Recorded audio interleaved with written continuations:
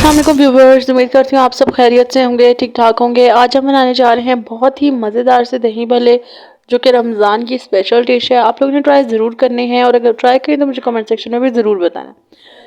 इसी के साथ साथ अगर आपने चैनल को सब्सक्राइब नहीं किया हुआ है तो चैनल को सब्सक्राइब कर लें।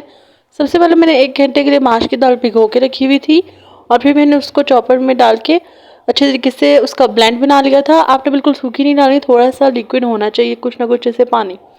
अब हमने क्या करना है, जिस तरह से आप देख सकते हैं कि बिल्कुल ये हो चुकी है, तो अब आपने इसको बीटर की मदद से बीट करना है और फिर ऐड करना है इसके अंदर बेसन। बेसन आप लोगों ने जो है वो इतनी क्वांटिटी का ऐड करना है कि वो इसके अंदर मिक्स हो और एक बैटर बना ले, जिस तरह से आप लोग देख सकते हैं। फिर ये तकरीबन 5 से 7 मिनट लेता है और बेस्ट तरीके से हो जाता है। इसके अलावा मैं बताती चलूँ कि बेसन डालने से पहले जब मैंने इसको बीट किया था तो इसके अंदर मैंने थोड़ा सा मीठा सोडा भी ऐड किया था।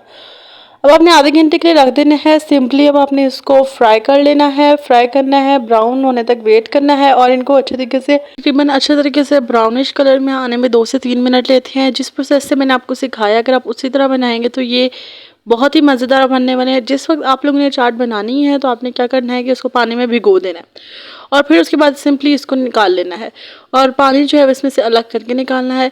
उससे पहले आप लोग ना करें वरना ये बहुत ही अजीब सा टेस्ट देते हैं, ये वरना ठीक नहीं बनते। जिस तरह से आप देख सकते हैं कि जिस वक्त मैंने फ्राई किए थे उस वक्त आप देख सकते हैं कि कितना सॉफ्ट और कितना सही तरीके से बना। अब हम क्या करेंगे, दही में हमने पहले नमक ऐड कर लिया था और उसके बाद चाट मसाला डालकर हमने अच्छे तरीके से मिक्स किया। अब हमने जो भल्ले हैं उनके ऊपर डाला है दही और अब आपकी मर्ज़ी है कि अपने टेस्ट के मुताबिक, अपनी चॉइस के मुताबिक आप लोग क्या क्या डालना चाहते हैं, क्या क्या आप लोगों को पसंद है।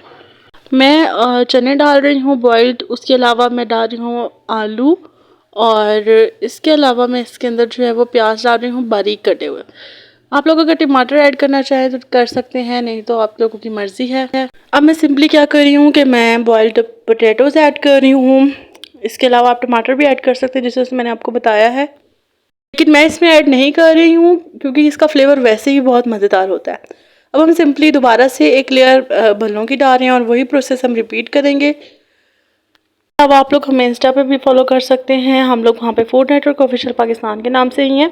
अब यहाँ पे आपके पास चॉइसेस हैं कि आप अलहदा से अपनी मर्ज़ी से जो है वो डिफरेंट चीज़ों को बाउल्स में रख दें और जिसने जिस हिसाब से खाना है वो उस तरह ही डाल ले या फिर आप मिक्स करके बना लें। ये बहुत ही फ़न और इजी वे है बनाने का और ये बहुत ही जल्दी बन जाता है। ऊपर से मैंने डाली है हरी चटनी और मीठी चटनी। मीठी चटनी की रेसिपी मैं अपनी कई वीडियोस में काफ़ी दफ़ा बता चुकी हूँ। इसके अलावा मैं कोशिश करूँगी कि मैं आपको डिस्क्रिप्शन बॉक्स में इसका लिंक दे दूँ ताकि आप लोगों को वो बनाने में मुश्किल ना हो। और मीठी चटनी आप स्टोर भी कर सकते हैं और उसके वेरियस मैंने आपको यूजेस भी बताए थे, तो आप लोग वो वीडियो भी ज़रूर देखिएगा।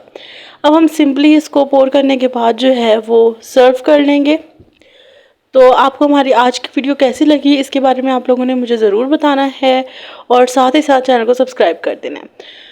उसके बाद मैंने ऊपर से गार्निश कर दिया था प्याज को और बस उसके अलावा थोड़ी सी पापड़ियाँ और हमारी वीडियो का रैप होता है। बहुत ही मज़ेदार रेसिपी थी और आप लोगों ने ट्राई ज़रूर करना है। अगली वीडियो लेकर मैं बहुत जल्द हाजिर होंगी, तब तक के लिए अपना बहुत बहुत ख्याल रखिएगा। अल्लाह ताला आपको दुनिया आखिरत की नेकी अता फरमाए। खुश रहें, आबाद रहें, दुआओं में याद रखें। फ़ी अमान अल्लाह।